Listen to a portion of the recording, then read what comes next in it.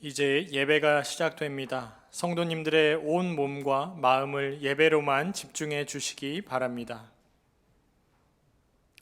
이제 다 함께 묵도하심으로 주일 낮 예배를 하나님께 드리겠습니다.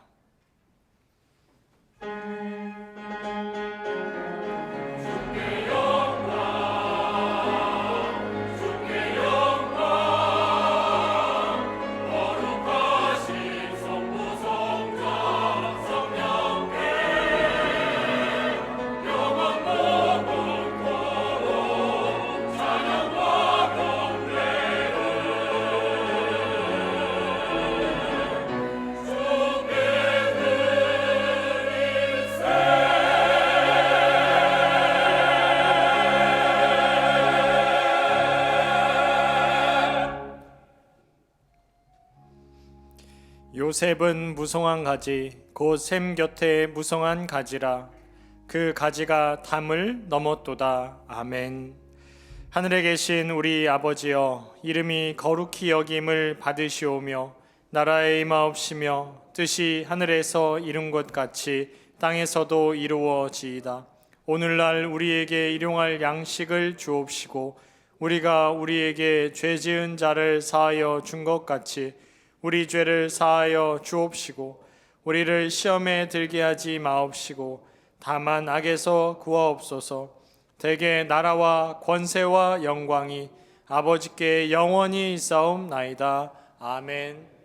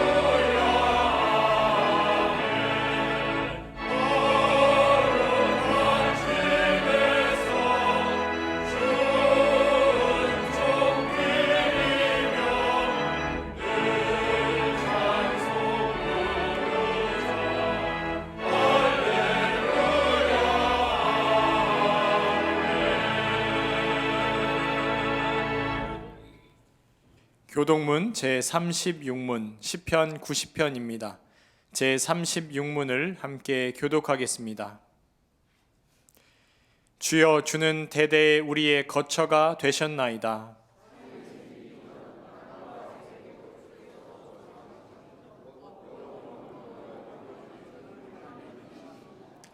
주께서 사람을 티끌로 돌아가게 하시고 말씀하시기를 너희 인생들은 돌아가라 하셨사오니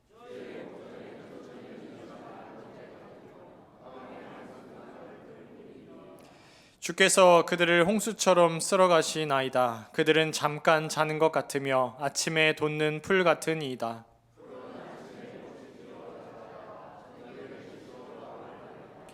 우리는 주의 노예에 소멸되며 주의 분내심에 놀라나이다.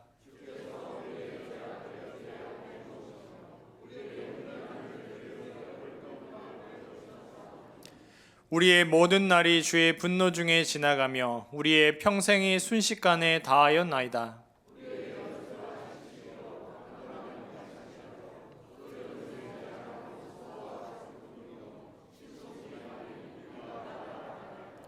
누가 주의 노여움의 능력을 알며 누가 주의 진노의 두려움을 알리이까?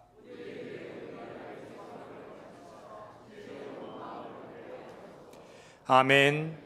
전능하사 천지를 만드신 하나님 아버지를 내가 믿사오며 그 외아들 우리 주 예수 그리스도를 믿사오니 이는 성령으로 잉태하사 동정녀 마리아에게 나시고 본디오 빌라도에게 고난을 받으사 십자가에 못 박혀 죽으시고 장사한 지 사흘 만에 죽은 자 가운데서 다시 살아나시며 하늘에 오르사 전능하신 하나님 우편에 앉아 계시다가 저리로서 산자와 죽은 자를 심판하러 오시리라.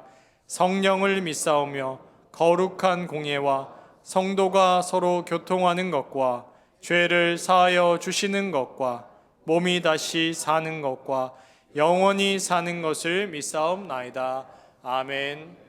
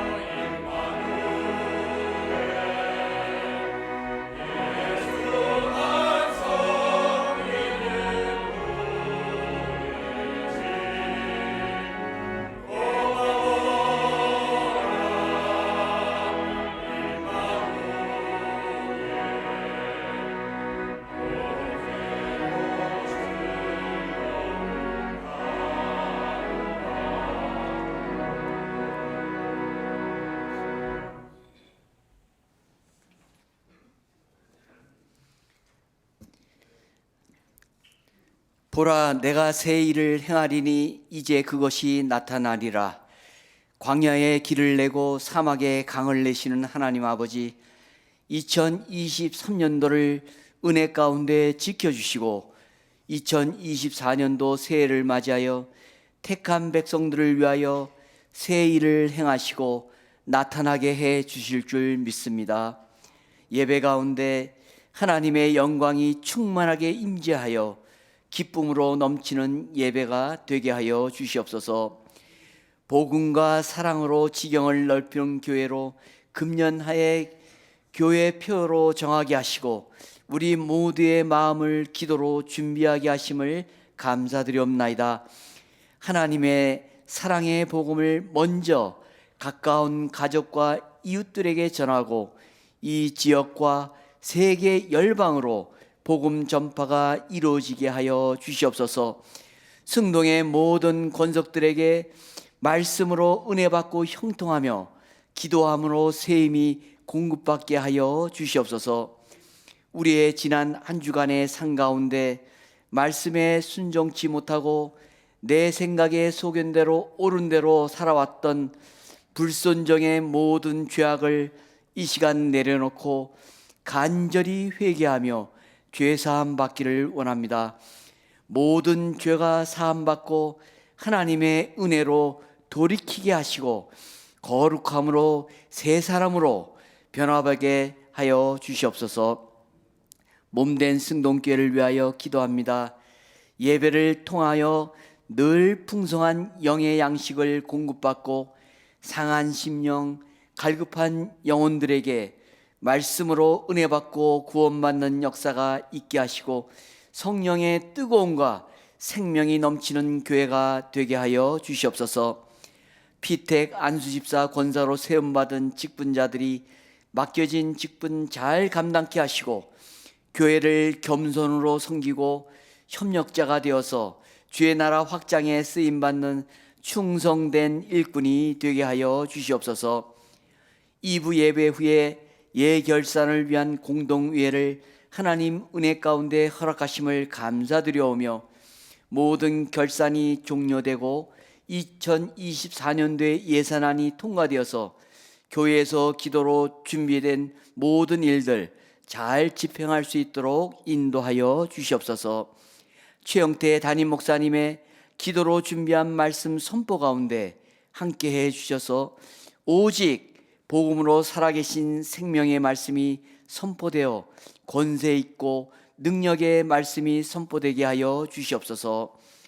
기도로 준비하며 나아가는 목회사역 가운데 함께하여 주셔서 금년 한 해 오직 복음으로 지경이 넓혀지고 미래를 준비하는 교회, 세계 선교의 주역으로 사명을 다하는 교회, 전도사에게 온 힘을 쏟는 교회가 되어서 우리 승동교회 주신 비전이 꼭 이루어지게 하여 주시옵소서.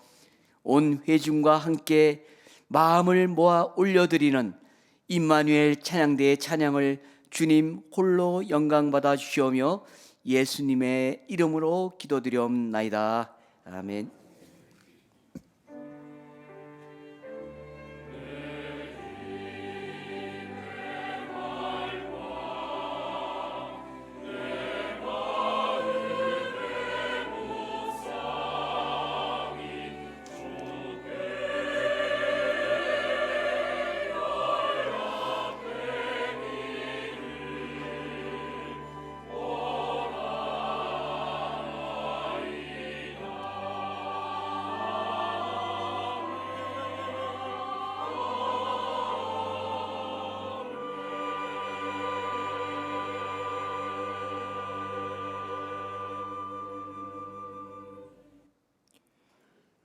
성경을 봉독하겠습니다. 하나님의 말씀은 신명기 6장 1절부터 9절까지의 말씀입니다.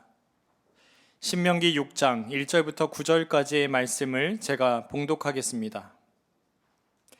이는 곧 너희의 하나님 여호와께서 너희에게 가르치라고 명하신 명령과 규례와 법도라. 너희가 건너가서 차지할 땅에서 행할 것이니 곧 너와 네 아들과 네 손자들이 평생에 내 하나님 여호와를 경외하며 내가 너희에게 명한 그 모든 규례와 명령을 지키게 하기 위한 것이며 또 내 나를 장구하게 하기 위한 것이라. 이스라엘아 듣고 삼가 그것을 행하라. 그리하면 네가 복을 받고 네 조상들의 하나님 여호와께서 네게 허락하심 같이 젖과 꿀이 흐르는 땅에서 네가 크게 번성하리라. 이스라엘아 들으라. 우리 하나님 여호와는 오직 유일한 여호와이시니 너는 마음을 다하고 뜻을 다하고 힘을 다하여 네 하나님 여호와를 사랑하라.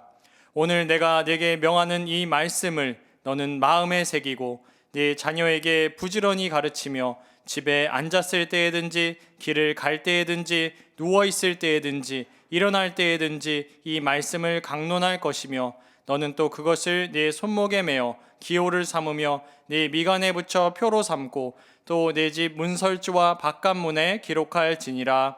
아멘. 이제 임마누엘 찬양대가 하나님께 영광 돌리겠습니다. 이어서 이 말씀을 마음에 새겨라 라는 제목으로 담임 목사님의 말씀 선포가 있겠습니다. 많은 은혜 받으시기 바랍니다.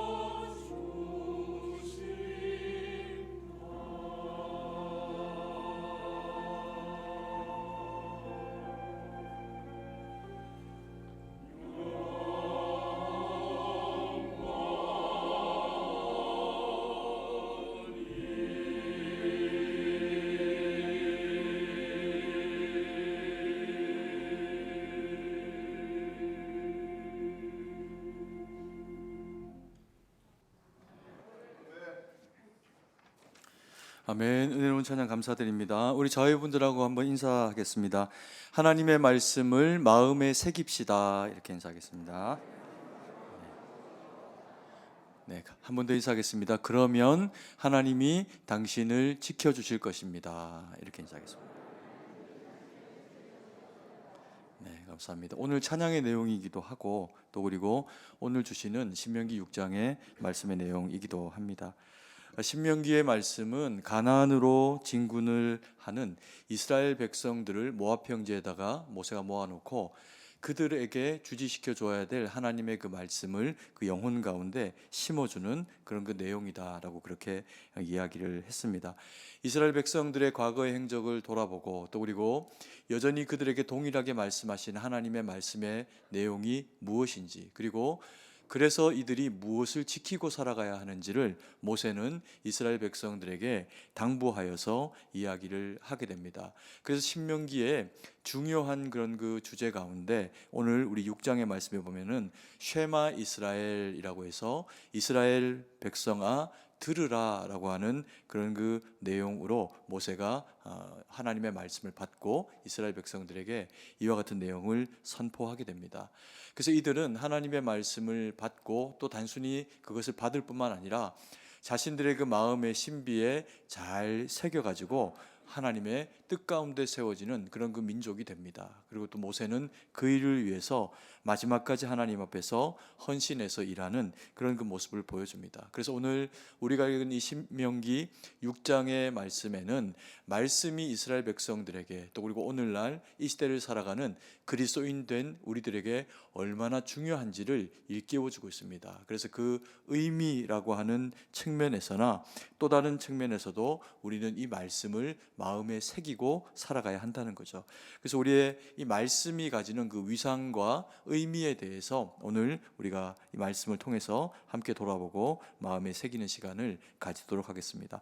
첫 번째로 이스라엘 백성들이 들어야 하는 하나님의 말씀에는 성격이 있습니다. 규정된 성격이 있는데 이 규정된 성격이 무엇이냐 하면 명령과 규례와 법도다라고 그렇게 말씀을 하고 있습니다. 6장 1절 말씀입니다. 같이 한번 읽습니다. 이는 곧 너희의 하나님 여호와께서 너희에게 가르치라고 명하신 명령과 규례와 법도라. 너희가 건너가서 차지할 땅에서 행할 것이니. 모세는 이스라엘 백성들을 불러 모으고 그들에게 어떤 이스라엘의 역사의 내용을 가르치고 또 떠올리면서 이것을 마음에 새기게 하기에 앞서서 하나님의 말씀이 이들에게 얼마나 중요한지를 설명을 하게 됩니다. 그러면서 이제 하는 이야기가 하나님의 말씀은 이것을 가르치고 지키게 하라. 근데 이것은 명령과 규례와 법도다라고 그렇게 이야기합니다. 따지고 보면 같은 말처럼 들리기도 하죠. 그래서 이것을 한 꾸러미의 그런 그 표현을 하자면 법률 혹은 법 이렇게 이제 표현을 해도 틀리지 않은 내용일 겁니다. 그런데 조금씩은 다른 그런 그 단어들을 사용을 하면서 모세는 이스라엘 백성들에게 하나님의 말씀이 너희에게는 명령과 규례와 법도다라고 그렇게 이야기를 하고 있습니다. 그러면서 하나님의 말씀이 가지고 있는 어떤 그 성격에 대해서 명확하게 이스라엘 백성들로 하여금 받아들이고 거절하지 못하도록 이와 같은 표현으로 이야기를 하고 있는 것을 보게 됩니다.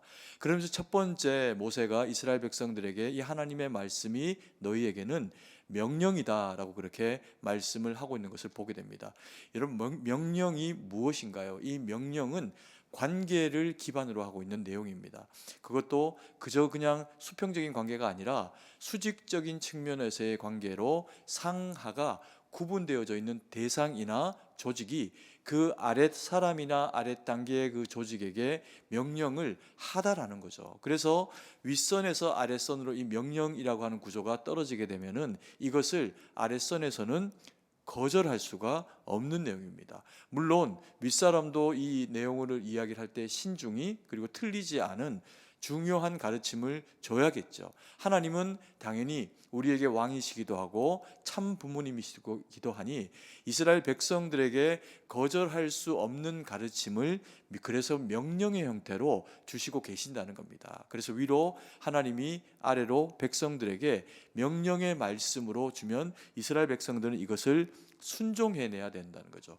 절대적으로 복종을 해야 한다는 겁니다. 거절할 수 없는 내용으로 하나님의 말씀이 이스라엘 백성들에게 선포되어지니 이것을 명령이라고 하는, 마치 이제 군인이 상관이 이제 부하 직원에게 이야기하는 것과 같은 그런 형태로 하나님이 우리에게 말씀을 주신다는 겁니다. 그래서 하나님의 말씀은 거절할 명분이 저희에게는 없다는 거죠. 내용상으로도 그렇고, 그리고 또 그것을 받고 수행해야 하는 입장에서도 우리가 주님의 종이요 자녀니 그 명령을 거절할 수 없다라고 하는 측면에서 하나님과 우리 사이의 관계를 떠올리게 하는 단어로 명령이라고 하는 단어로 말씀을 설명을 해주고 있습니다.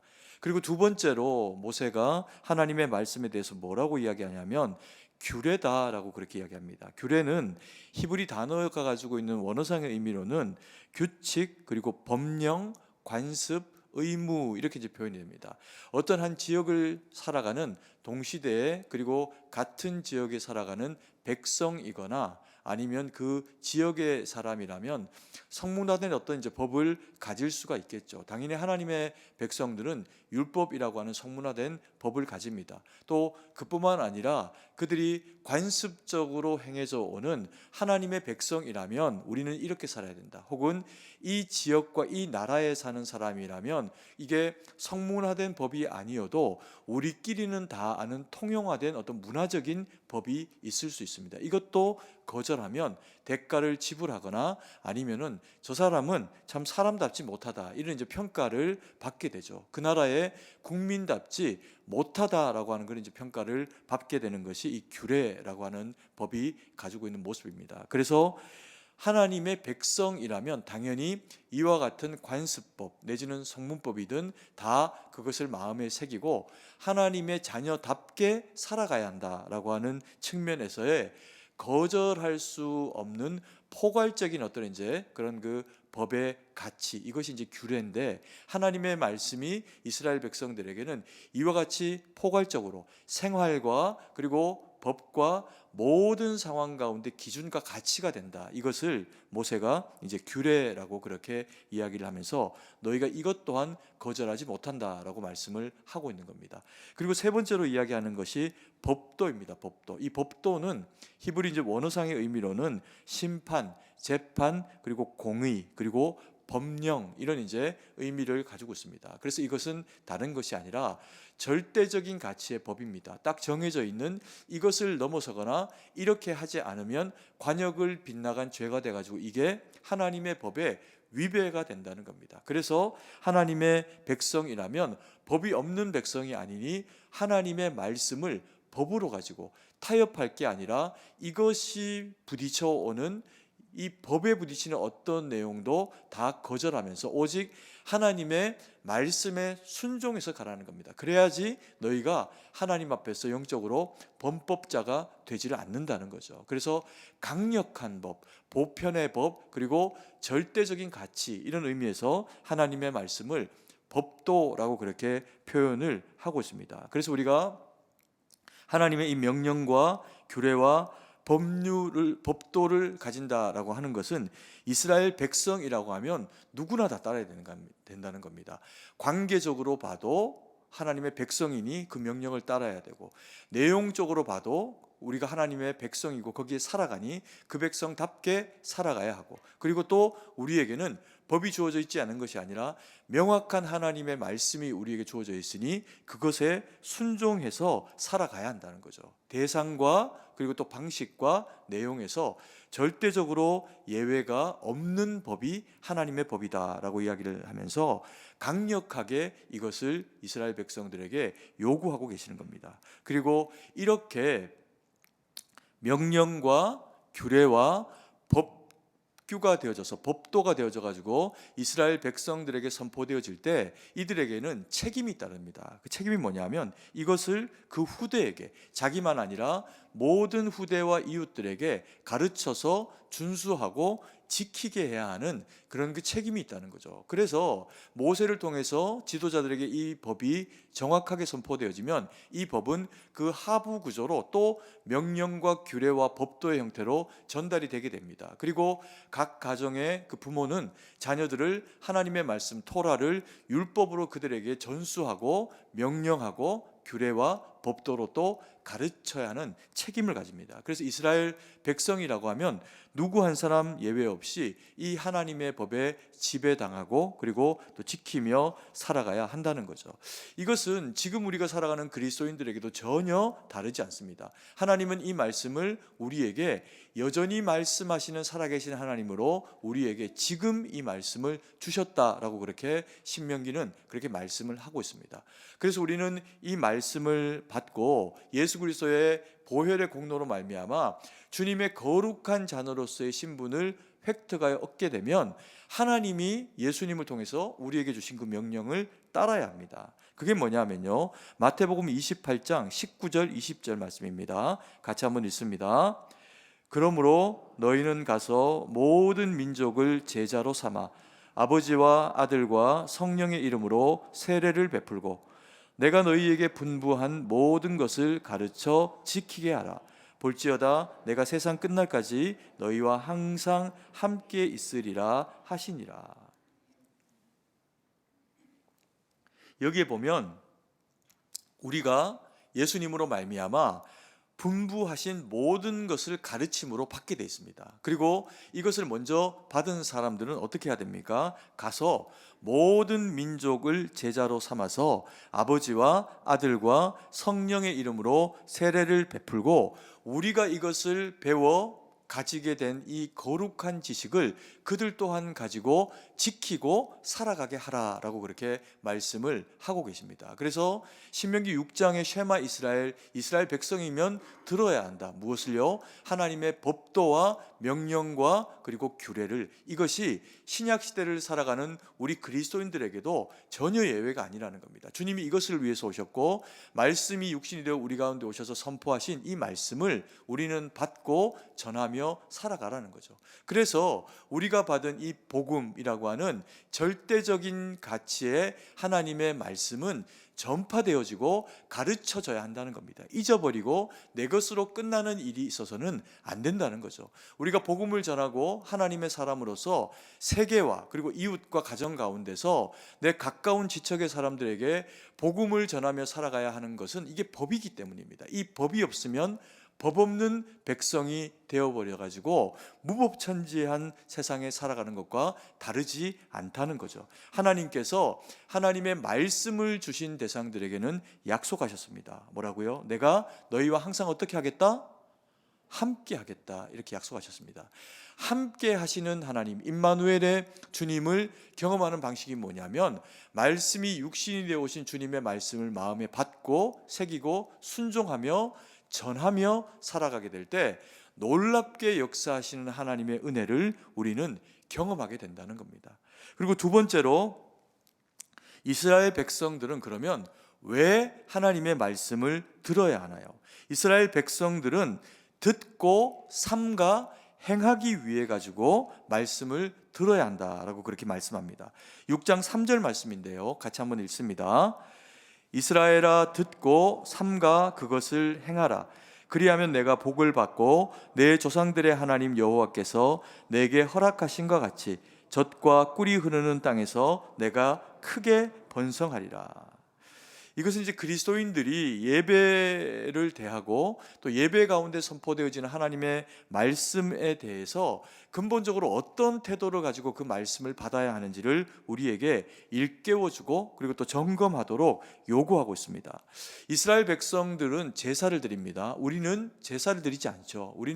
우리가 하나님 앞에 매주 나와서 수요일로 금요일로 또 주일로 새벽으로 하나님 앞에 나와서 드리는 이 거룩한 의식을 우리는 예배라고 이야기하지 제사라고 이야기하지 않습니다. 그러면 제사와 예배는 다를까요? 다르죠. 완전히 다릅니다. 조금도 같지 않습니다. 어떤 면에서 다를까요? 이스라엘 백성들은 하나님 앞에서 제사를 드리는데 이들은 제사를 드리는 이유가 있습니다. 짐승을 잡아서 각을 뜨고 똥을 버리고 내장과 거풀을 또 제하고 기름을 구별해 가지고 하나님 앞에 번제로 살라 올려 드리면서 주님이 기뻐하시는 흠양할 만한 향기로운 제사가 되도록 합니다. 왜 그렇게 할까요? 원래 이스라엘 백성들은 의식하기를 자신들이 죄인이라는 것을 알고 있습니다. 그래서 내가 죄인인 상태에서 하나님을 만나거나 내가 죄인인 상태에서 하나님이 부리시는 천사를 만나면 이스라엘 백성들은 어떻게 된다고 생각을 했을까요? 죽는다고 생각했습니다. 그래서 이스라엘의 사사기에도 이런저런 이제 일들로 천사가 누군가에게 나타나면 그것을 만난 천사를 만난 사람들이 이제 내가 큰일 났구나. 내가 이제 죽게 되겠구나. 이런 이제 고백들을 하게 되는 것을 보게 됩니다. 뿐만 아니라 이사야의 경우에도 성전에서 여호와의 영광스러운 임재를 환상 가운데 보게 됩니다. 그랬더니 뭐라고 할까요? 너무 기쁘다, 감사하다, 은혜롭다 이렇게 표현하는 것이 아니라 이것이 화로다 이렇게 이야기합니다. 왜요? 자기가 죄인인데 하나님을 배웠다는 거죠. 그러면 죽는 것 외에는 거룩한 하나님 앞에 죄인됨으로 서는 다른 방식이 없다는 겁니다. 그런데 그것을 하나님께서 이스라엘 백성들에게 해결해 주셔서 세상의 모든 민족들이 죄인이라 하나님 앞에 설 수 없을 그런 그 상황이어도 하나님의 백성이라면 하나님 앞에 설 수 있는 자격을 허락해 주시기 위해 가지고 그들에게 예비하고 허락해 두신 방편이 뭐냐면 제사라는 겁니다. 그래서 자기를 대신해서 백성이면 양을 잡고 또 지도자면 소를 잡고 그리고 또 왕과 제사장도 소를 잡기도 하고 그러면서 하나님 앞에 그 짐승을 갈라서 올려드리면 그것을 받으시고 하나님께서 우리의 죄를 사해 주신 것으로 인정해 주신다는 겁니다. 그래서 구약의 백성들은 이 제사를 의식으로 하게 됐습니다. 거룩한 의식이죠. 숭고한 의식입니다. 왜요? 내가 죽어야 하는데 나 대신에 짐승이 죽는 것을 그대로 다 지켜주고 불태워지는 것을 죄만 남게 되는 것을 다 지켜봅니다. 그러다 보니까 이것은 굉장히 숭고한 그런 그 의식으로서 이스라엘 백성들은 제사를 하나님 앞에 그와 같이 올려드리게 되어 있습니다. 그런데 우리가 드리는 예배는 그런 예배가 아니죠. 우리가 짐승을 지금 잡아가지고 하나님 앞에 매주 예배를 드리고 내가 그것으로 거룩해졌다 이렇게 하지는 않습니다. 그러면 우리는 어떻게 할까요? 우리는 예배를 통해서 주님 앞에 나아갑니다. 그런데 예배를 통해서 주님 앞에 나아갈 때 이미 이 제사는요 주님 앞에서 완성이 됐습니다. 우리의 거룩한 대제사장 되시며 하나님의 외아들이시면서 또 그의 그 어린 양 되시는 예수님께서 우리의 모든 죄를 대속하셔서 없이 하시기 위해서 십자가에 우리의 죄를 가지고 죽으십니다. 그리고 그뿐만 아니라 무덤 가운데 3일 동안 머무르셨다가 우리의 부활을 위해서 일어나시고 하나님 보좌 우편으로 올려가시게 됩니다. 그리고는 우리에게 약속하셨습니다.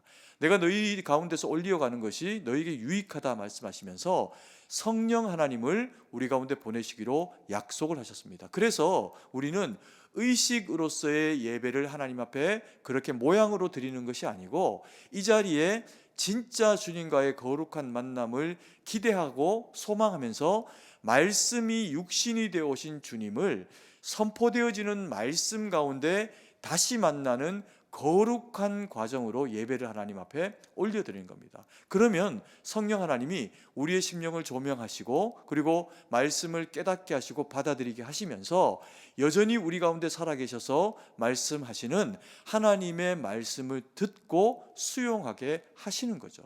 그래서 이 예배는 찬양도 있고 기도도 있고 말씀도 있습니다. 찬양은 그렇게 우리 가운데 오신 주님을 높이는 겁니다. 그리고 기도는 내 뜻을 하나님 앞에 관철시키는 작업이 아니라 하나님의 말씀을 거룩으로 수용하고 나와 하나님 사이에 이 말씀이 명령으로 주어지니 수용할 수밖에 없다라고 하는 종의 거룩한 신분됨을 가지고 그 말씀을 수용하면서 하나님 앞에 소통하는 방식이 기도입니다. 그래서 예배 가운데는 찬양도 있고 기도가 있으면서 하나님을 높이고 하나님과 소통하는 과정을 가지죠. 그런데 이것이 기준이 없는 게 아닙니다. 모든 찬양과 모든 기도와 그리고 예배 가운데 있어지는 모든 순서에는 말씀을 기준으로 그리고 또 말씀이 선포되는 그런 그 장으로서 예배를 우리가 하나님 앞에 올려드리게 되어 있습니다.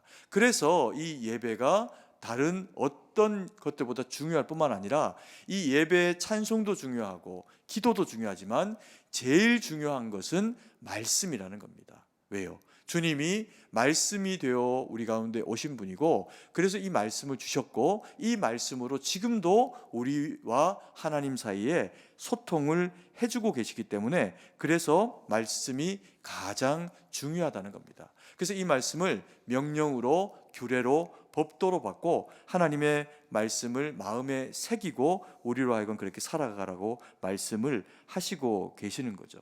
여러분, 그래서 말씀을 전하는 교육자, 저 같은 목사와 교육자들은 이 말씀을 준비하고 전하는 것에 대해서 굉장한 사실은 부담이 있습니다. 그리고 오늘 이 예배를 위해서도 제 나름으로는 제가 할 수 있는 하나님 앞에서의 최선을 다해서 성도님들 앞에 들리는 하나님의 말씀이 되도록 하기 위해서 기도하고 연구하고 그리고 준비하고 선포하는 그런 그 시간들을 가지는 거죠. 그래서 우리 성도님들도 이 시간을 어떻게 해야 됩니까? 이 시간을 그저 요식행위처럼 그냥 이스라엘 백성들이 제사 드리는 것처럼 내 몸을 여기다 갖다 두고 시간 됐으니 수요일로 금요로 주일로 새벽으로 그렇게 왔다가 가는 걸 하면 그러지 않는 것보다는 귀한 것일 수 있겠지만 핵심 알맹이를 놓치게 되고 신앙생활을 하는 결과가 있을 수도 있다는 겁니다. 어떤 걸 놓칠 수 있을까요? 우리처럼 오래된 교회가 가질 수 있는 어떤 실수할 수 있는 영역이 있습니다. 죄까지는 아니라고 하더라도 실수할 수 있는 영역이 있어서 우리는 반드시 이 부분을 잘 점검해야 됩니다. 우리는 130년 동안 예배를 드려왔고 130년 동안 예배를 지켜왔습니다. 그래서 힘들고 어려운 어떤 국가적인 난이 있거나 그럴 때도 어떤 형태가 되었든지 하나님 앞에 예배드리는 민족으로 살아남았습니다. 이것은 너무나도 귀한 겁니다. 그런데 만약에 그렇게 살아온 신앙의 그런 그 세월들이 우리에게 너무 길어지면서 우리가 하나님 앞에 예배드리는 어떤 그런 그 태도, 모습, 내용의 알맹이가 의식처럼 마치 이스라엘 백성들이 제사로 주님 앞에 나와가지고 짐승 한 마리 잡아서 각을 두고 하나님 앞에 올려드리면 이제 나는 깨끗하게 되었다라고 하면서 영적으로 뻔뻔한 모습으로 살아가다가 주님이 그들 가운데 오셨을 때 계속해서 욕을 먹게 됩니다. 너희는 회칠한 무덤이다.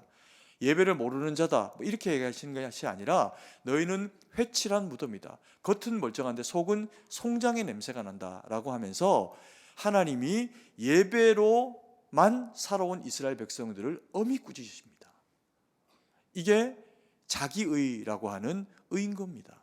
그래서 이 의식을 통해서 나는 거룩해졌으니 나는 거룩하다라고 하면서 심지어 하나님의 외아들이신 예수님께서 말씀하시는데도 다 거절합니다. 심지어 그 거절할 뿐만 아니라 주님을 십자가에 못 박고도 자신들은 죄가 없다, 의롭다라고 생각했다가 완전히 멸망당하는 지경, 성전은 무너지고 이스라엘 백성들은 뿔뿔이 흩어지게 되는 놀랍고도 참혹한 일을 당했던 민족이 이스라엘 백성입니다. 여러분, 우리가 그들이 그와 같은 일들을 행하여서 되어진 결과를 보고도 저건 이웃 나라에 그리고 또 이스라엘 백성들이가 당했던 일이지 우리는 아니야 라고 생각하면서 예배를 의식으로만 하나님 앞에 드리고 만약에 그렇게 살아가게 된다면 이것은 하나님 앞에 결정적인 어떤 면에서는 우리가 실수를 범하고 있는 모습일 수 있다는 거죠. 그래서 이 예배는 단순한 의식이 아닙니다. 이 예배는 정말 너무나도 중요한 가르침이 선포되는 내용입니다. 그래서 이스라엘 백성들에게는 단순히 이것이 그냥 선포되어지는 말씀이 아니라 이 예배를 통해서 하나님의 말씀을 뭐해라? 듣고 그리고 삼가 행하라 이렇게 이야기합니다. 들어라 그리고 삼가 이것은 지키라 이 말입니다. 삼가 지켜라 그리고 행해라 이렇게 이야기를 하면서 예배를 드리고 돌아가가지고는 내 하고 싶은 대로 살고 내가 선택하고 싶은 대로, 또 내가 표현하고 싶은 대로 세상 사람들과 별반 다르지 않은 그런 그 모습으로 우리가 살아가는 것이 아니라, 너희가 하나님 앞에 말씀을 들었다면 그것을 듣고 삼가 지켜내기 위해서 하나님이 우리와 소통하시고 만나시는 거룩한 작업이 예배라는 겁니다. 그래서요, 예배를 번수로 많이 드리는 게 그러면 나쁘나? 아니요, 그렇지 않습니다. 번수로 하나님 앞에 많이 드리는 예배도 중요합니다. 그런데 이것이 어떤 맥락에서 중요하냐 하면, 믿음이 좋으니 당연히 예배를 더 많이 드리겠죠. 그런데 믿음이 좋아서 더 많이 남보다 예배에 열심으로 참석하고 예배를 드리고, 그리고는 하나도 하나님의 말씀에 대한 기대감이 없고 듣지 않고 돌아가서는 세상 사람들이 하는 것과 똑같이 하고, 심지어는 세상 사람들이 하지도 않는 방식으로 숭악하게 만약에 우리의 삶을 결정하고 살아가는 그런 그리스도인이 있다면, 이것은 지키고 살아가는 것이 아니라는 겁니다. 하나님이 너무나도 싫어하시는 외식하는 자의 전형적인 모습이라는 거죠. 그럼 우리는 어떻게 될까요? 예배를 많이 드리고 예배를 하나님 앞에 자주 드린다는 것은 귀한 겁니다. 예배 드릴 수 있는 자격을 얻은 것을 확증하는 일이니까요. 그러면 많이 나를 놓아드린 하나님의 예배의 처소 가운데서 받게 된 하나님의 말씀을 듣고 삼가 지켜, 그리고 그것을 행하는 그리스도인으로 믿음으로 살아갈 때 하나님이 그것을 우리에게서 기뻐하신다는 거죠. 그래서 말씀을 듣고 누구보다 내가 믿음이 좋다라고 하면 대가를 지불해야 된다는 겁니다. 말씀에 순종해야 된다는 겁니다. 이 말씀에 순종하고 하나님의 뜻 가운데 살아내게 될 때 하나님이 그 말씀 가운데 함께 하시면서, 말씀은요 약속입니다. 누가 누구에게 주신 말씀입니까? 무능한 우리에게 주신 이 약속의 말씀은 때로는 일방적으로 하나님이 우리에게 하시는 약속으로 주십니다. 그래서 너희는 순종해라, 하나님의 말씀에 따라라, 지켜 행해라, 복음을 전해라, 그리고 주의 말씀으로 주의 종답게 살아가라, 그렇게 말씀하시는 그 말씀에 순종하면, 오늘 성경이 그렇게 이야기합니다. 너희는 복의 백성이다. 내가 너희와 어떻게 할게? 함께 할게 라고 그렇게 말씀을 하시고 계시는 겁니다. 여러분, 그래서 우리가 이 말씀을 받을 때, 그런데 세 번째로 또 중요한 게 있습니다. 말씀을 받는 마음가짐이 중요합니다. 말씀의 성격을 이해하고 또 어떤 태도로 또 이걸 받아야 되는가, 이것도 중요한데 마음가짐이 진짜 중요합니다. 성경은 이 말씀을 받는 성도들의 마음가짐이 어떠해야 한다라고 하는 것을 이와 같이 표현합니다. 마음을 다하고 뜻을 다하고 힘을 다하여 주 너의 하나님을 어떻게 하라? 사랑하라, 이렇게 말씀합니다. 6장 5절 6절 말씀입니다. 같이 한번 읽습니다. 너는 마음을 다하고 뜻을 다하여 힘을 다하여 내 하나님 여호와를, 오늘 내가 내게 명하는 이 말씀을 너희 마음에 새겨라 라고 그렇게 말씀하고 있습니다. 그냥 하나님의 말씀을 잊어버리지 말고, 이게 법도이니 마음에 새겨라, 이렇게 하면 끝나는 거 아닙니까? 듣고 그냥 잊어버리는 게 아니라 마음에 새기는 거니까. 그런데 이것을 명령, 규례, 법도 이렇게 이제 표현을 하시고, 그리고 이것을 마음에 새겨라 라고 이야기하면서 이 마음에 새기는 방식이라는 것이 무엇인지를 우리에게 또 일깨우십니다. 그게 뭐냐면요, 마음을 다하고 뜻을 다하고 힘을 다해서 내 하나님 여호와를 사랑하라, 그의 말씀을 받으라 라고 그렇게 이스라엘 백성들에게 말씀을 하고 계신다는 겁니다. 우리에게도 예외가 아니라는 거죠. 여러분, 그러면 이 세 번째로 말씀하시는 하나님의 말씀을 받는 이 마음가짐이라고 하는 것, 마음에 새기는 것, 이것은 어떤 것을 통해서 어떻게 이루어지나 우리가 그것을 말씀을 통해서 보기를 원합니다. 첫 번째로 뭐라고 했습니까? 너는 무엇을 다해라? 마음을 다해라 이야기합니다. 마음을 다하는 것이 무엇이죠? 우리가 어떤 일을 할 때 자녀들에게 어떤 일을 요청을 하고, 자녀들이 그래서 뭐 공부를 하든 운동을 하든 뭐 하든 우리가 그들을 교훈할 때 쓰는 표현 중에 하나가 뭐냐면, 어떤 일이든 성심을 다해라, 마음을 다해라, 이런 이제 표현으로 자녀들에게 꼭 이루어내야 되거나 해야 할 일들에 대해서 당부를 하는 경우가 있죠. 왜요? 마음이 담기면 모든 것이 담기는 겁니다. 마음이 뭡니까? 우리의 혼을 담고 있는 그릇입니다. 마음이라고 하는 이 혼을 담는 그릇이 그래가지고 위치상으로 심장에 있는지 위에 있는지 간에 있는지 알 길은 없습니다. 근데 정확한 것은 우리의 혼은 우리의 마음이라고 하는 그릇에 담겨집니다. 그런데 이 마음이라고 하는 혼을 담는 그릇이 중요한 건 뭐냐면요, 우리가 그래서 어떤 것에 마음을 두고 거기에 혼을 가지고 일을 진행하게 되는 경우가 발생을 하면 내 마음이 내 심장에 있는데 내 심장과 내 마음이 어디로 이동합니까? 그리로 이동합니다. 경험해 보셨죠? 누군가를 사랑하고 누군가를 마음에 담고 그러면 어떻게 될까요? 마음이 뜨거워지죠. 이 마음을 다하다라고 하는 것은 정적인 사랑을 이야기합니다.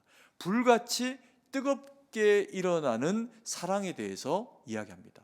그래서 마음에서 하나님에 대한 말씀에 대한 이 감동과 은혜와 사랑이 확 하고 느껴지고 올라오면 이걸 누구도 막지 못합니다. 근데 문제가 있습니다. 이 정적인 사랑이라고 하는 것이 가지고 있는 문제가 뭐냐면요, 우리의 이제 전인격을 지정의라고 할 때 정에 해당하는 내용일 수 있죠. 근데 이 정이 가지고 있는 단점이 뭐냐면 장점으로는 훅 하고 올라가서 뜨거워서 누구도 못 막습니다. 사랑은 불같이 뜨거운 거니까. 근데 문제는 뭐냐면 이게 금방 식습니다. 사라집니다. 그때 한창 떠올랐을 때 그때 그 뜨거움을 시간이 지나면 잊어버리게 되는 사랑이 이 정적인 사랑, 마음이 가지고 있는 그런 거 한계입니다. 그래서 하나님이 한 번 더 말씀하시는 거예요. 모세를 통해서 이스라엘 백성들에게 마음을 다해서 나를 뜨겁게 사랑해라. 그런데 너희 가운데서 그 뜨거움이라고 하는 것이 사라지려고 하는 영적인 매너리즘을 너희가 겪을 때가 있다. 그러면 어떻게 해라? 무엇을 다해라? 두 번째, 뜻을 다해라. 뜻을 다하는 게 뭡니까? 뜻은 지각을 이야기합니다. 지성을 이야기합니다. 이성적인 사고 판단을 이야기합니다. 그래서 우리의 감정이 뜨거웠다가 사라지더라도 정신 차리라는 거죠. 내가 이러면 안 되지.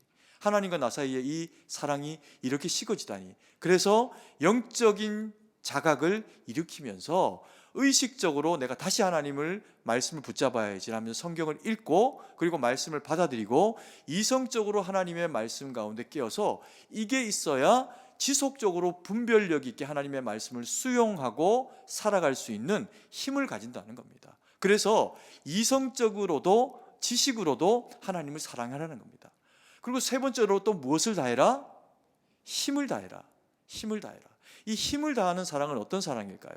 이 힘을 다하는 사랑은 의지적인 사랑입니다. 때로는 훅 하고 올라왔던 감정의 사랑이 끝납니다. 그리고 또 그래도 내가 이러면 안 되지라고 하나님의 말씀을 지적으로 붙잡고 살아갑니다. 그런데 기억력도 한계를 가집니다. 깨어있기 위해서 허락하신 것이기도 하지만 이 또한 영원한 것은 아닙니다. 그래서 이것이 어느 순간에 우리의 마음 가운데 또 빠져나가려고 합니다. 자꾸 희미해지는 거죠. 그래서 매번 예배를 드리고 매주 예배를 드리고 자주 하나님 앞에 영적으로 노출될수록 내가 이런 상황 가운데 더 깊이 살아갈 수 있는 기회를 가지는 겁니다. 그런데 매너리즘이라는 게 찾아오면 이게 그럼에도 불구하고요 사라져버리는 경우들이 있습니다. 이때 우리로 하여금 이것을 절대로 잊지 마라. 어떤 상황에 살아가고 어떤 형편 가운데 너희가 놓여 있더라도 마음으로도 그리고 또 지적으로도 그리고 힘을 다해 의지적으로도 하나님을 붙잡고 살아가라라고 하면서 우리의 마음 가운데 없던 힘 있는 힘 다 끌어모아 가지고 오직 주님밖에 없습니다라고 이를 꽉 깨물고 믿음으로 살아내려고 버텨내려고 하나님 앞에서 몸부림치는 믿음의 모습, 그게 뭐라고요? 힘을 다하여 사랑하라는 겁니다. 그래서 마음을 다하고 뜻을 다하고 힘을 다해서 주 너의 하나님을 사랑하라라고 하시는 하나님의 말씀은 너희의 상황이 어떠하건 너희의 형편과 처지가 어떠하건 하나님 사랑을 그 상황과 엿바꿔 먹지 말라는 겁니다. 절대로 잊어버리지 말고 반드시 붙잡고 끝까지 지켜내면서 하나님 앞에 그와 같이 마음을 다하고 뜻을 다하고 의지, 힘을 다해서 살아내라는 거죠. 이것이 하나님이 우리에게 원하고 계시는 우리의 전인격을 들여서 하는 말씀에 대한 사랑, 사모함이라는 겁니다. 그렇게 믿음의 사람이 살아가야 하나님 말씀 붙잡고 살아가는 그런 그 삶이 되어지고, 세상 가운데 버려놨더니 이스라엘 백성들이 가나안 땅에 들어가면 금방 부패합니다. 금방 부패하게 된 이유가 뭘까요? 말씀이 생각 안 나는 겁니다. 마음도 뜻도 의지도 불러일으켜지지 않는 거죠. 그래서 모세가 모압 평지에서 이스라엘 백성들에게 신신당부하여 하고 있는 말씀이 쉐마 이스라엘, 이스라엘 백성들아 들으라. 제발 무엇을? 하나님의 말씀을. 그 말씀대로 살아가고 그 말씀대로 설하는 거죠. 여러분, 오늘 이 말씀은 이스라엘 백성들만 아니라 우리에게도 교훈합니다. 그래서 너희가 그리스도인이라면 말씀이 육신이 되어 오신 그 주님 붙잡고 그 주님의 모든 우리에게 선포하시는 말씀, 매 순간 예배 가운데 묵상 가운데 주시는 그 말씀을 명령으로 받아서 거절하지 마라. 규례로 받아가지고 살아내라. 그리고 법도로 마음에 새겨가지고 어디에서 어떤 형편에 살아가든 너희가 하나님의 거룩한 백성이라는 것을 잊지 말고 말씀을 붙잡고 살아내라. 이렇게 우리에게 말씀을 하고 계시는 겁니다.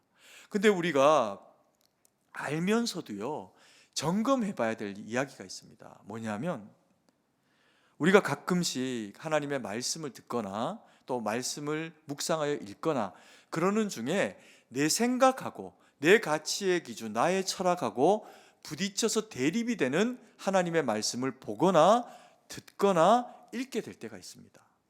그때 우리의 마음에는 어떤 생각이 일어나냐 하면 딱 한 단어 생각납니다. 내 생각에는 이라는 표현입니다. 여러분, 목사를 통해서 하나님이 고민시키시고 또 거룩하게 이 말씀을 연구하게 하시고 선포되게 달칠 때 그 말씀이요, 제가 선포하는 그냥 철학이거나 목사인 사람으로서의 제 가치의 기준으로서 드리는 어떤 이야기면 선택하셔도 됩니다. 그 목사님, 제 생각에는 그거 아닌 것 같은데요? 라고 하면서 여러분의 생각대로 해도 됩니다. 그리고 본인이 책임지면 되는 거죠. 그런데 하나님의 말씀으로서의 하나님의 뜻이 교육자들을 통해서, 저를 통해서 선포되어질 때 그 말씀을 들으면서 내 생각은 저하고 좀 다른데,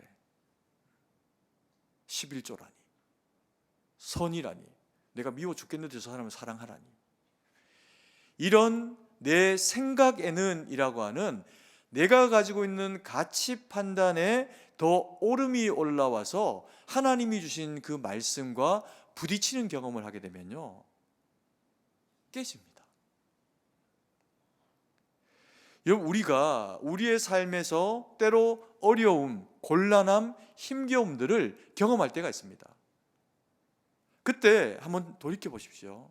많은 경우는 우리가 내 생각에는 이라고 해서 선택한 술과 담배와 내 생각에는 이라고 하며 선택한 내 삶의 향락과 유익과 어리석음임에도 불구하고 이게 지금 당장은 내게 더 달콤한 것이니 라고 선택한 내 생각에는 이라고 하는 그 행동 양식과 선택 방식이 우리의 인생의 해악으로 우리에게 결정되어졌던 일들을 우리는 사실은 꽤 많이 경험하고 살아왔습니다.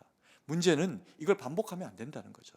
하나님의 말씀에 순종해내서 내 생각이 아무리 어려도 각자 소견에 옳은 대로 살아가는 게 아니라 하나님의 말씀을 붙잡고 살아내면 하나님이 우리와 더불어 함께 하신다는 겁니다.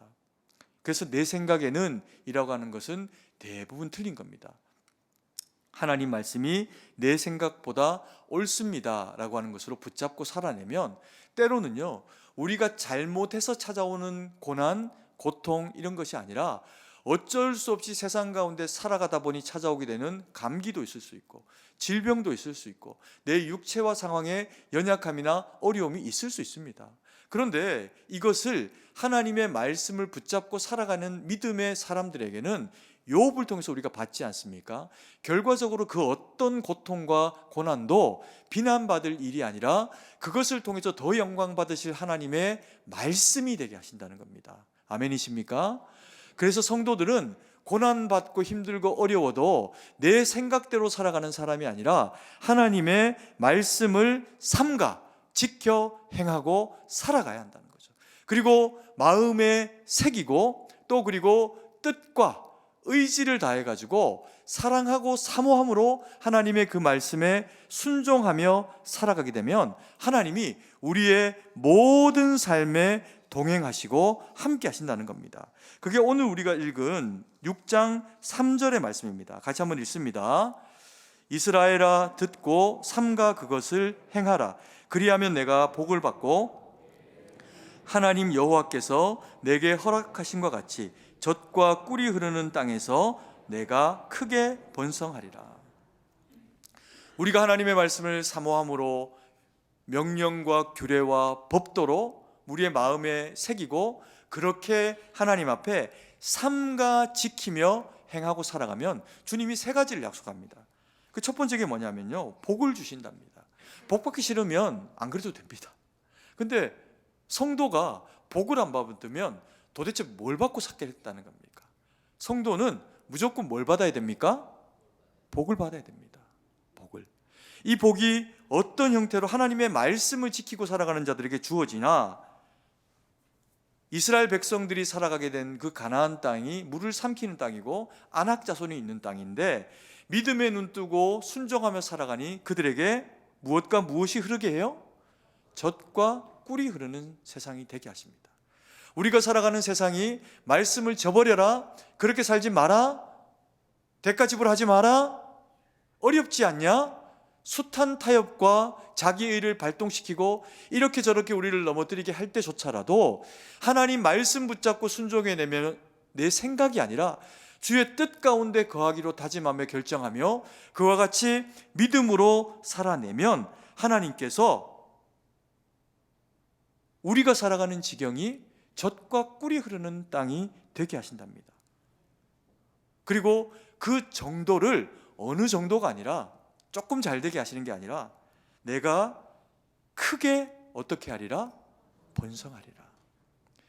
여러분, 우리가 하나님의 말씀을 지켜내고 살아내고 그리고 사모해서 주님이 주시는 이 복과 그리고 젖과 꿀이 흐르는 우리의 현실과 그리고 크게 번성하게 하시는 하나님의 놀라운 은혜가 우리의 삶과 우리의 지경을 관통해서 누가 봐도 복을 얻고 누가 봐도 하나님의 말씀의 사람이고 누가 봐도 주님 앞에 쓰임받는 거룩한 백성 되어지는 우리 모두가 되기를 간절히 소망합니다. 기도드리겠습니다. 사랑의 아버지 하나님, 은혜와 사랑을 감사드립니다. 오늘도 생명의 말씀 우리에게 은혜로 허락하여 주셔서 우리가 무엇을 붙잡고 살아내고 살아가야 하는지 알게 하시니 감사드립니다. 하나님의 말씀을 아버지여 명령으로 알고 거절치 아니하고 규례로 알고 지켜나가며 법인 줄 알고 수호할 수 있도록 도우셔서 사모함으로 주의 말씀을 삼가 지켜 감당해내서 주님 앞에 칭찬받고 주님이 어디에서 서나 복을 주시고 번성케 하시고 젖과 꿀이 흐르는 지경으로 우리를 인도하셔도 조금도 아깝지 않은 저희 모두가 될 수 있도록 은혜를 베풀어 주시옵소서. 그래서 아버지 하나님, 우리가 마음을 다해 뜻을 다해 힘을 다해 주님을 사랑함으로 살아내서 하나님 영광 돌리는 우리 모두가 될 수 있도록 함께하여 주시옵소서. 주님께 모든 것을 의지하고 감사드리며 살아계신 주 예수님 이름으로 기도드립니다. 아멘.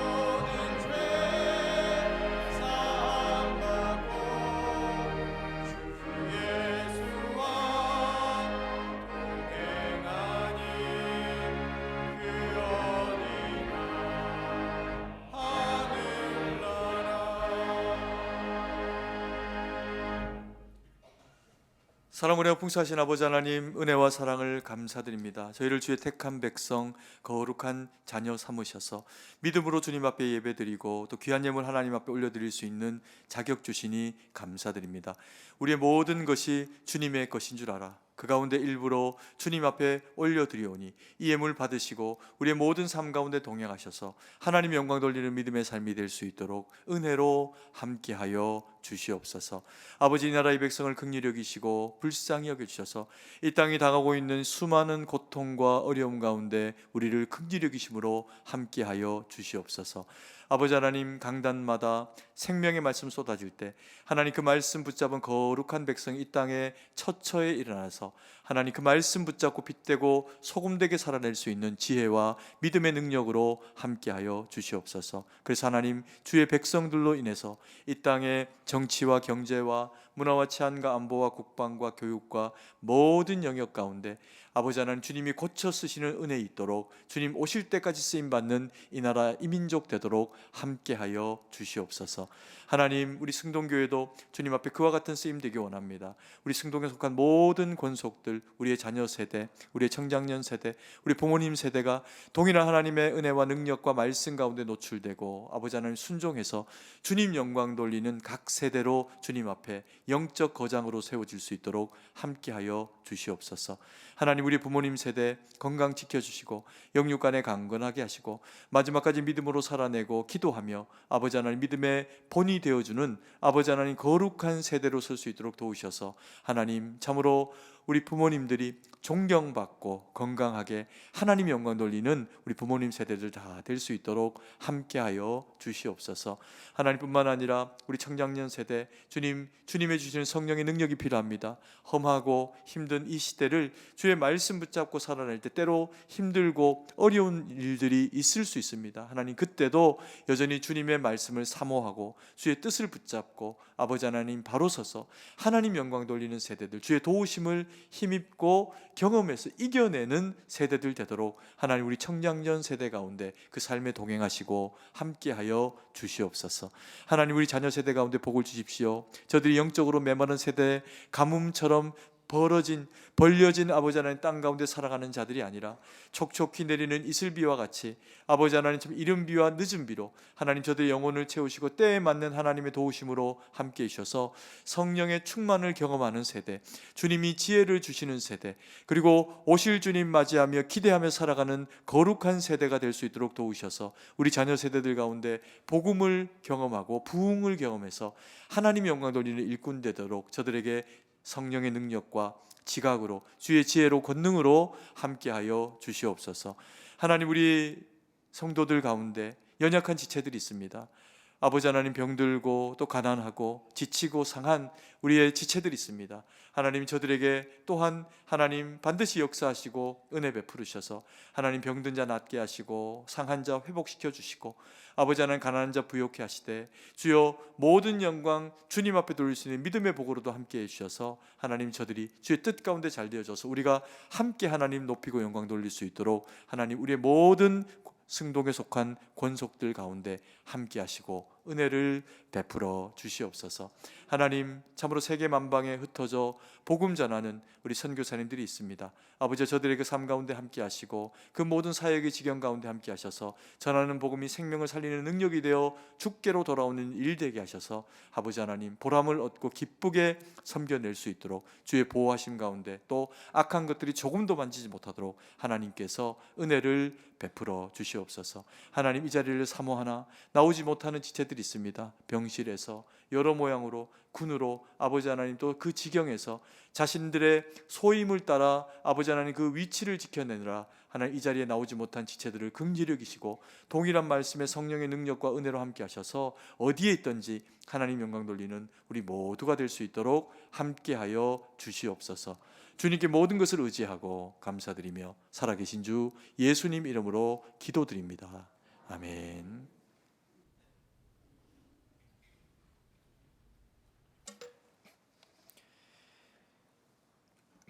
교회 소식을 알려드립니다. 오늘 우리 교회에 처음으로 오신 분들 예수님의 이름으로 환영합니다. 본당 1층 새가족부실로 오셔서 환영과 안내 받으시기 바랍니다. 새가족을 위한 친교 및 공부도 있습니다. 전도회 원래회 안내입니다. 오늘 낮 2부 예배 후에 제2남, 3남, 제2여, 3여, 4여 전도회 원래회가 각 전도회실에서 있습니다. 재직회 겸 공동의회 안내입니다. 예결산을 위한 재직회 겸 공동의회가 오늘 낮 2부 예배 후에 본당에서 있습니다. 피택자 교육 안내입니다. 다음 주일 21일부터 저녁예배 후 1층 소예배실에서 있습니다. 피택자들께서는 참석해 주시기 바랍니다. 전 교육자 수련회가 1월 15일 월요일부터 17일 수요일까지 승동기도원에서 있습니다. 교육자들을 위해서 기도해 주시기 바랍니다. 소천 소식입니다. 이교구 사남전도의 유관종 시무장로 장모 되시며 일사랑방 유영환 집사, 김선미 집사 외조모 되시는 고 이용모 성도께서 1월 8일 소천하셔서 1월 10일 장례를 마쳤습니다. 유가족분이 자리에 함께하였습니다. 자리에서 일어나 주시기 바랍니다. 유가족분들 만나시면 위로해 주시기 바랍니다. 유가족분들 앉아 주시기 바랍니다. 나머지 교회 소식은 주보를 참조하시고 이제 다 함께 일어나서 찬송가 1장을 찬양하시고 축도로 예배를 마치겠습니다.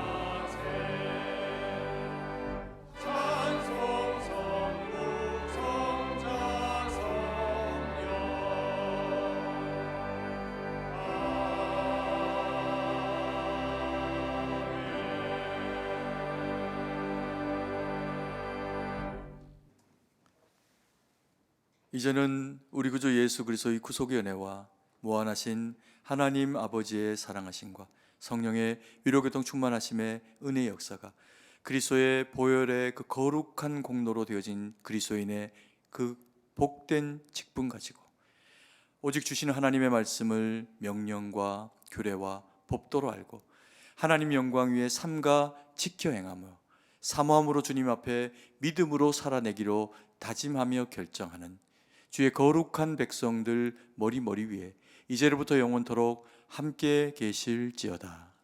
아멘.